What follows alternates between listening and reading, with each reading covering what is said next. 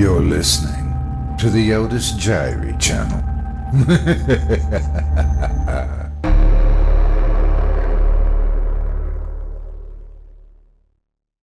The Hypnotist by AMBROSE BIERCE, performed by Otis Jiry. By those of my friends who happen to know that I sometimes amuse myself with hypnotism, mind reading, and kindred phenomena, I'm frequently asked if I have a clear conception of the nature of whatever principle underlies them. To this question, I always reply that I neither have nor desire to have. I am no investigator with an ear at the keyhole of nature's workshop, trying with vulgar curiosity to steal the secrets of her trade. The interests of science are as little to me as mine seem to have been to science.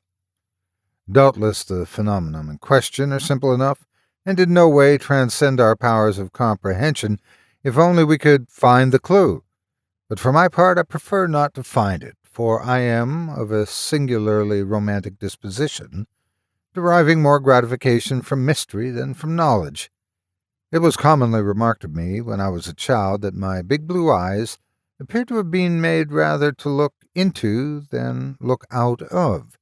Such was their dreamful beauty, and in my frequent periods of abstraction their indifference to what was going on.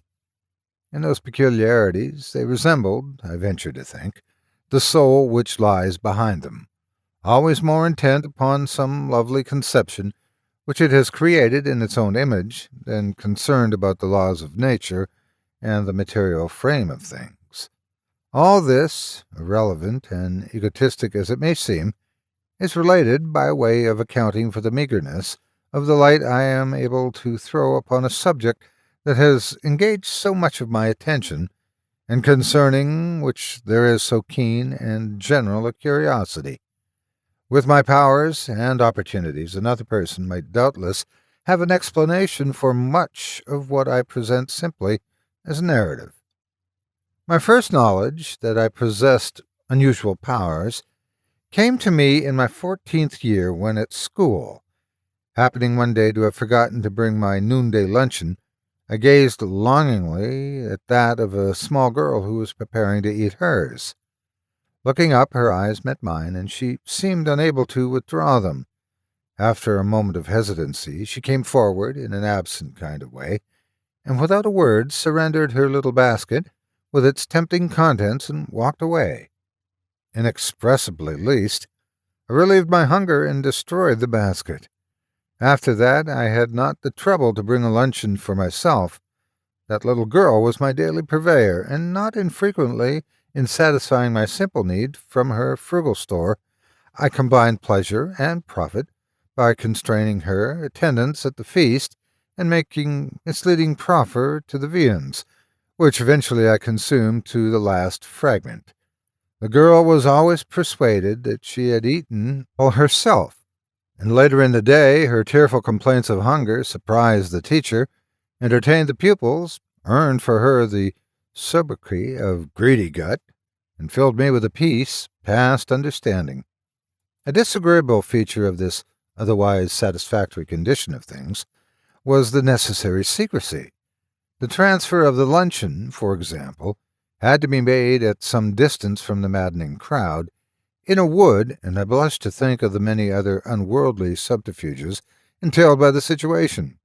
As I was, or am, naturally of a frank and open disposition, these became more and more irksome, and but for the reluctance of my parents to renounce the obvious advantages of the new regime, I would gladly have reverted to the old. The plan that I finally adopted to free myself of the consequences of my own powers excited a wide and keen interest at the time, and that part of it which consisted in the death of the girl was severely condemned, but it is hardly pertinent to the scope of this narrative. For some years afterward, I had little opportunity to practice hypnotism. Such small essays as I made at it were commonly barren of other recognition than solitary confinement on a bread-and-water diet. Sometimes, indeed, they elicited nothing better than the cat-o'-nine-tails. It was when I was about to leave the scene of these small disappointments that my one really important feat was performed. I'd been called into the warden's office and given a suit of civilian's clothes, a trifling sum of money, and a great deal of advice, which I am bound to confess was of a much better quality than the clothing. As I was passing out the gate, into the light of freedom, I suddenly turned, and looking the warden gravely in the eye, soon had him in control. "You're an ostrich," I said. At the post-mortem examination, the stomach was found to contain a great quantity of indigestible articles, mostly of wood or metal, stuck fast in the esophagus and constituting, according to the coroner's jury, the immediate cause of death, one doorknob. I was by nature a good and affectionate son, but as I took my way into the great world from which I had been so long secluded, I could not help remembering that all my misfortunes had flowed like a stream from the niggard company of my parents in the matter of school luncheons, and I knew of no reason to think they had reformed. On the road between Succotash Hill and South Asphyxia is a little open field which once contained a shanty known as Pete Gilstrap's place, where that gentleman used to murder travelers for a living. The death of Mr. Gilstrap and the diversion of nearly all the travel to another road occurred so nearly at the same time that no one has ever been able to say which was the cause and which effect. Anyhow, the field was now a desolation, and the place had long been burned. It was while going afoot to South Asphyxia, the home of my childhood, that I found both my parents on their way to the hill. They had hitched their team and were eating luncheon under an oak tree in the center of the field. The sight of the luncheon called up painful memories of my school days and roused the sleeping lion in my breast. Approaching the guilty couple, who at once recognized me, I ventured to suggest that I share their hospitality. "Of this cheer, my son," said the author of my being, with characteristic pomposity, which age had not withered, "there is sufficient but for two. I am not, I hope, insensible to the hunger light in your eyes, but—" My father never completed that sentence. What he mistook for hunger light was simply the earnest gaze of the hypnotist. In a few seconds he was at my service. A few more sufficed for the lady, and the dictates of a just resentment could be carried into effect. "My former father," I said, "I presume that it is known to you that you and this lady are no longer what you were." "I have observed a certain subtle change," was the rather dubious reply of the old gentleman. "It is perhaps attributable to age." "It is more than that," I explained. "It goes to character, to species. You and the lady here are, in truth, two broncos, wild stallions both, and unfriendly."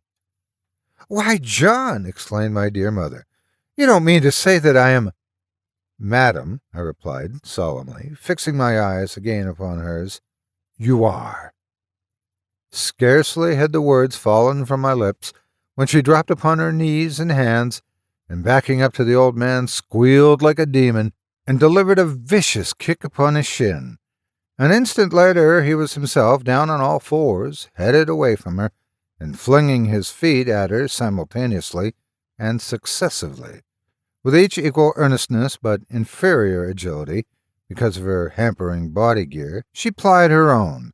Their flying legs crossed and mingled in the most bewildering way, their feet sometimes meeting squarely in mid-air, their bodies thrust forward, falling flat upon the ground and for a moment helpless.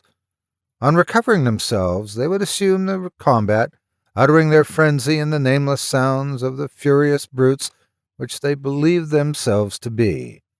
The whole region rang with their clamor. Round and round they wheeled, the blows of their feet falling like lightnings from a mountain cloud. They plunged and reared backward upon their knees, struck savagely at each other with awkward descending blows of both fists at once, and dropped again upon their hands as if unable to maintain the upright position of the body. Grass and pebbles were torn from the soil by hands and feet. Clothing, hair, faces, inexpressibly defiled with dust and blood. Wild, inarticulate screams of rage attested the delivery of the blows, groans, grunts, and gasps their receipt. Nothing more truly military was ever seen at Gettysburg or Waterloo. The valor of my dear parents, in the hour of danger, can never cease to be, to me, a source of pride and gratification. At the end of it all, two battered, tattered, bloody, and fragmentary vestiges of mortality attested the solemn fact that the author of the strife was an orphan.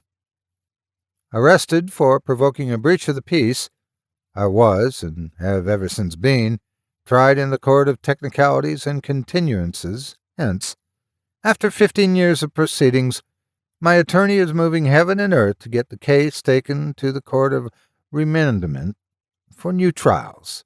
Such are a few of my principal experiments in the mysterious force or agency known as hypnotic suggestion. Whether or not it could be employed by a bad man for an unworthy purpose, I'm unable to say.